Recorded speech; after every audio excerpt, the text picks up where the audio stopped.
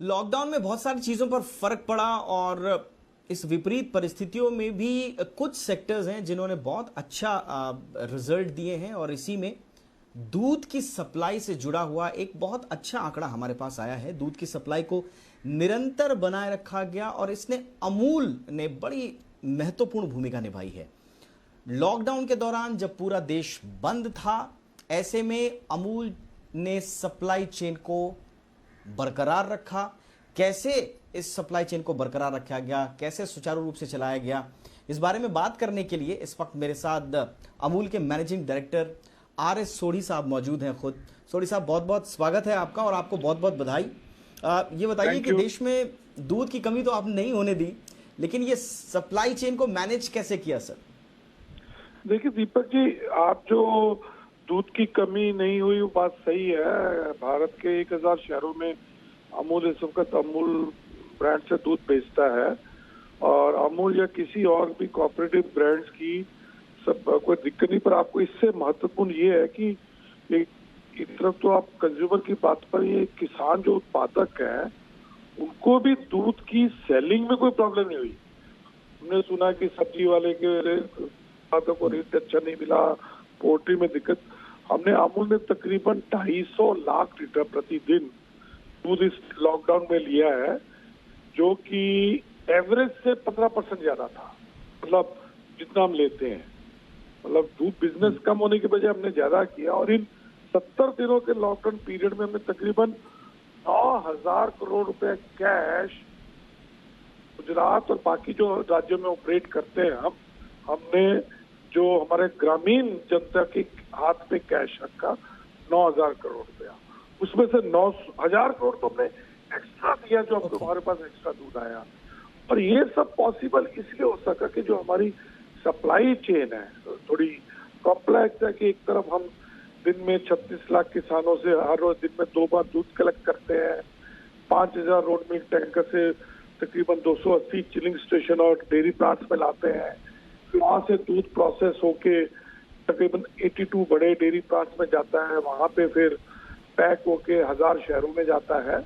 तो ये supply chain निर्विघ्न एक मिनट के लिए भी नहीं रुकी, क्योंकि हम चाहते थे भी तो ये सप्लाई चेन रोक नहीं सकते, क्योंकि हमारी गाय भैंसे लॉकडाउन समझती नहीं है और दूध देना कभी बंद नहीं करती है। तो नो डाउट इम्पोर्टेंट था, एसेंशियल प्रोडक्ट था। एडमिनिस्ट्रेशन की भी पूरी सपोर्ट मिली और इससे हमारे ट्रांसपोर्टर, हमारे लेबर, हमारे वर्कर्स सभी ने आगे आके काम किया। किसी को हमको कोई जबरदस्ती नहीं करनी पड़ी, सामने से आके लोगों ने अपनी नेशनल ड्यूटी समझ के आगे काम किया। बिल्कुल सर, लेकिन एक अब जैसे लॉकडाउन था तो उसमें होटल्स बंद थे, रेस्टोरेंट बंद थे, तो वहां पर क्या डिमांड में आपको कोई लॉस आया, कोई कमी आई थी और उसको फिर पाटा कैसे आपने? हाँ दीपक जी, आप सही बोलते हैं कि जो हमारा क्या दूध और दूध के जो बाकी प्रोडक्ट्स मिला के होटल में तकरीबन 15% तक हमारा दूध के प्रोडक्ट जाते हैं। होटल, रेस्टोरेंट और सबसे बड़ा हमारा कस्टमर होते हैं चाय की दुकान जो बेचती है ना, शॉप्स खड़ी रहती हैं वो, और ये सब बंद था। तो पहले एक हफ्ता 10 दिन तो हमारी सेल डेफिनेटली इम्पैक्ट हुई, सेल कम हो गई। पर हमने ग्रेजुअली देखा कि ये दूध की सेल बढ़नी शुरू की, क्योंकि हाउस होल्ड कंजम्पशन बढ़ गया और पैनिक बाइंग का जो स्टॉक था वो भी खत्म हो गया घरों पे। तो अभी भी लोग सुबह से लेकर जब रात तक घर बैठते थे तो दूध, दही, बटर मिल्क, घी, पनीर और चीज, इस सब की खपत बढ़ गई। अगर मैं आज देखूं, देखिए आज हमारा जो चल रहा है 3 जून है, अगर पिछले महीने की जून से मैं अगर इसको कंपैरिजन करूं तो इस वक्त अभी सब होटल रेस्टोरेंट तो खुले नहीं है, तब भी हमारा 5 से 6% से ज्यादा चल रही है। तो खपत घर पे बढ़ गई जो हमने, क्योंकि आप पहले बाहर चाय पीते थे, घर पे चाय पीते हो, क्योंकि घर पे आप ज्यादा चाय पी रहे हो, घर पे आप खीर बना रहे हो, डेजर्ट बना रहे हो, तो वो खपत बढ़ गई। ये बिल्कुल सही आपने बोला, यानी कि रेस्टोरेंट वगैरह से जो बिजनेस का आपको थोड़ा बहुत जो लॉस आया था या डिमांड की कमी आई थी, वो आपने हाउस होल्ड कंजम्पशन इंक्रीज होने से उसको पार्ट दिया। बहुत अच्छी बात है सर। सर एक इंपॉर्टेंट चीज़ है, अभी अभी भारत सरकार ने, प्रधानमंत्री नरेंद्र मोदी ने रूरल इकोनॉमी पे बड़ा एम्फेसाइज किया है। इनफैक्ट 15,000 करोड़ तो सिर्फ डेयरी इंफ्रास्ट्रक्चर के लिए दिया है। इसमें आप कितना स्कोप देखते हैं, खासकर दुग्ध उत्पादन के लिहाज से?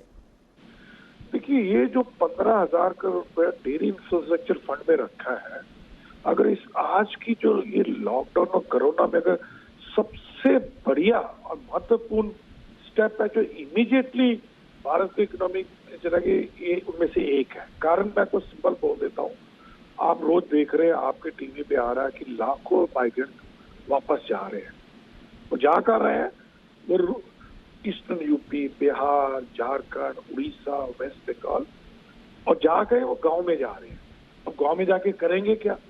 वहां तो रोजगार इतना है नहीं, और इनके पास तो जमीन भी नहीं थी, नहीं तो क्यों बॉम्बे दिल्ली क्यों आते? तो देखिए, ये 15,000 करोड़ अगर सही से यूटिलाइज किया जाए, नए dairy supply chain processing plant में तो हम तकरीबन 50 लाख लीटर की एक्स्ट्रा डेयरी प्रोसेसिंग कैपेसिटी बना सकते हैं। और ये जो 50 लाख लीटर की अभी हमारे पास तकरीबन 11 करोड़ की है, और ये 50 बिलियन, तो 5 करोड़ लीटर की और कैपेसिटी बनेगी 11 से 16। और ये जो 5 करोड़ लीटर की हम 15,000 करोड़ से बनाएंगे, इससे तकरीबन ग्रामीण भारत में, स्पेशली इन स्टेट्स में, तकरीबन 30 लाख परिवारों को रोजगार मुहैया करा सकते हैं। तो वो भी ऐसा रोजगार कि गांव में बैठ के, घर में बैठ के आप 10 से 12,000 रुपये कमा सकते हैं। ठीक है सर। सर फटाफट से अमूल के फ्यूचर प्लान्स क्या है सर, जब लॉकडाउन खुलेगा? अब तो खुल ही रहा है धीरे धीरे, फ्यूचर प्लान्स क्या है सर? नहीं, देखिए, हमारा अभी देखिए, जैसे मैंने दीपक जी बोला, बिजनेस यूजुअल चल रहा है, बाकी बढ़िया चल रहा है। लॉकडाउन खुलेगा तो हमने देखा है कि डिमांड और बढ़ेगी। तो इस लॉकडाउन में हमको सबसे जो ज्यादा फायदा मिला कि हमारा जो कस्टमर के साथ, कस्टमर से मैं बोलता हूँ किसान, दूध उत्पादक और कंज्यूमर, जो दूध का रिलेशनशिप मेंटेन हुआ, ट्रस्ट बढ़ा है हमारे अमूल के ब्रांड के प्रति। तो मैं सोचता हूँ आफ्टर लॉकडाउन हमारे दोनों तरफ हमारा मिल्क का प्रोक्योरमेंट और मिल्क की और प्रोडक्ट की मार्केटिंग बहुत ज्यादा बढ़ने वाली है, क्योंकि कस्टमर का अभी ये सोचेगा कि मुझे ट्रस्टेड ब्रांड चाहिए, हाइजीनिक सेफ्टी वाला ब्रांड चाहिए, और अच्छे टेक्नोलॉजी यूज करते हुए बड़ी अफोर्डेबल ब्रांड चाहिए। तो अमूल इन सब जो भी पैरामीटर्स पे सेव करता है, it is trustworthy brand, it is a quality product और आल्सो अफोर्डेबल प्रोडक्ट। तो सभी फूड प्रोडक्ट में ही होने वाला है।